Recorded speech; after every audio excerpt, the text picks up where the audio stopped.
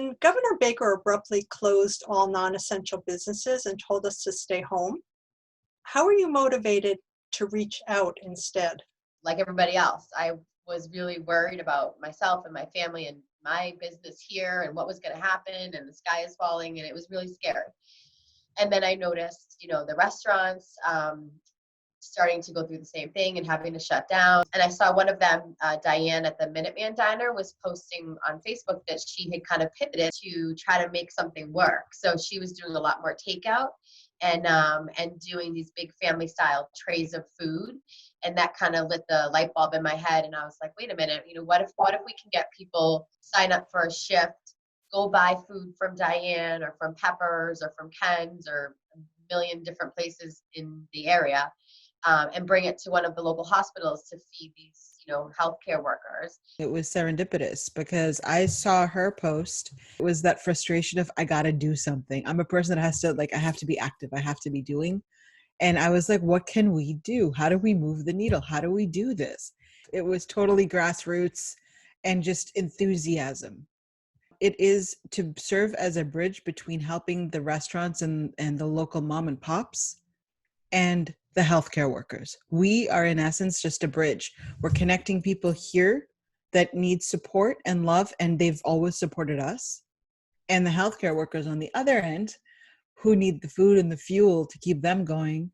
We're just a bridge in the middle. We all know somebody in this, right? Whether you frequent these restaurants and you're worried that they might not come back from this, or you've got your mother, your sister, your niece, your friend, grandmother, whoever that's either a frontline nurse or doctor or other staff at these hospitals, or their patients there. I mean, sadly, we all are affected. So I think it's been a way for people to feel like they can do something and they can give back. We raised over $30,000, and I think we're close to 4,000 meals. Not once has one of the restaurant owners told us no. And think about that. So I'll be like, I need 90 meals to Beth Israel in 3 hours. Can you do it? And they're like Popeye, yep, we got it. So they're not, they're doing an amazing job. And then the reaction on the other end, we've had nurses and doctors calling us, almost in tears, like this is the only food I would have had a chance to eat all day because I can't take all my stuff off and leave and go to the cafeteria and this and that. And they're like, just to know that we're not alone and that we are supported by people.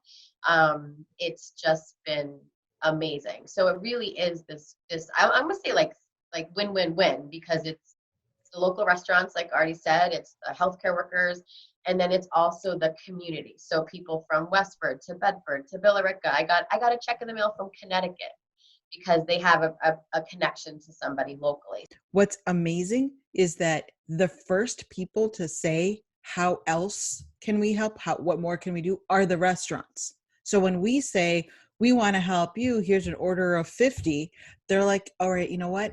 We're going to throw in an extra 10 and drinks and this and that. And we're like, no, we're trying to help you. And they're like, yeah, but we want to help too. And that speaks volumes to the humanity right now. I mean, it's cross culture, it's cross town, it's cross everything. There's a lot more people besides Artie and I. We're these great people. So it takes a village. That's anytime someone thinks me or us, we're like, no, it's a village. Which hospitals and organizations have you served? And I know that people are still sending you daily requests for others to be added, aren't they? We have a list on our Facebook group, which is Operation Feed the Soul.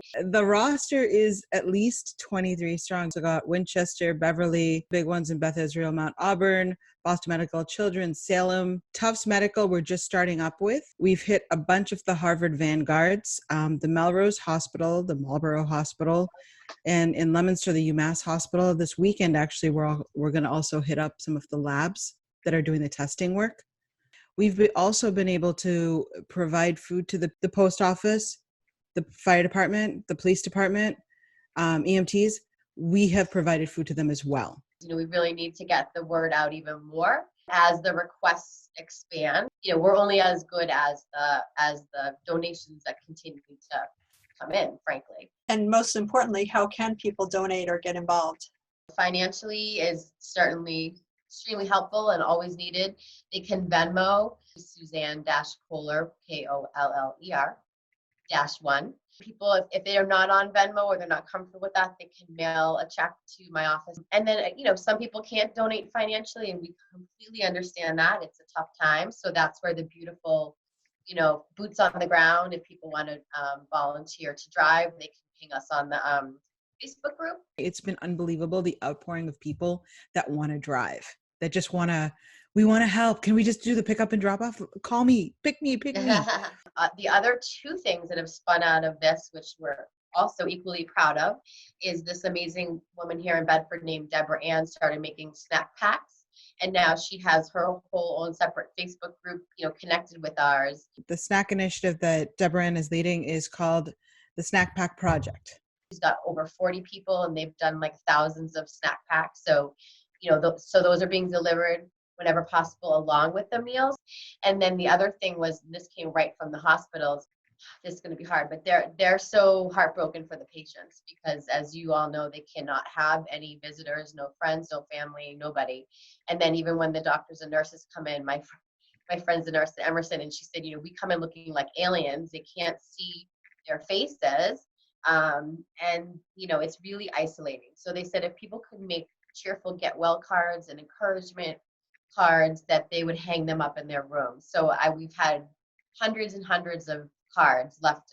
That's another, you can leave the cards. I have a bag out front in my office constantly. I try to let it sit for 3 days to keep germs safe. So I cycle it in and out, and then I let it sit.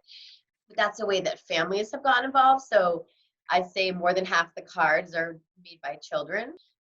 So we've been getting those delivered as well. So there's just so many different ways that people can get involved. And I'll tell you, I'm so proud, but it is making a huge, huge impact. If someone is not on Facebook, how can they get in touch with you?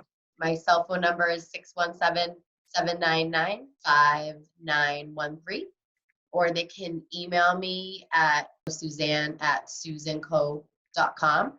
You can reach me on email, arthi.kaporia@gmail.com. In the subject line heading, if you just put Operation Feed the Soul or OFTS or some point of reference, I'll be sure to know what it's talking about. How long do you think you'll be doing it? So I think as long as we have people, and as long as we have the funds, and as long as we have the support, we're going to keep on going, because I think this is going to, as much as we'd love to say it'll be done tomorrow, there is no definitive timeline. So when you say how long are we going to go, we're going to go as long as we can. As long as there's gas in the tank, we're doing this.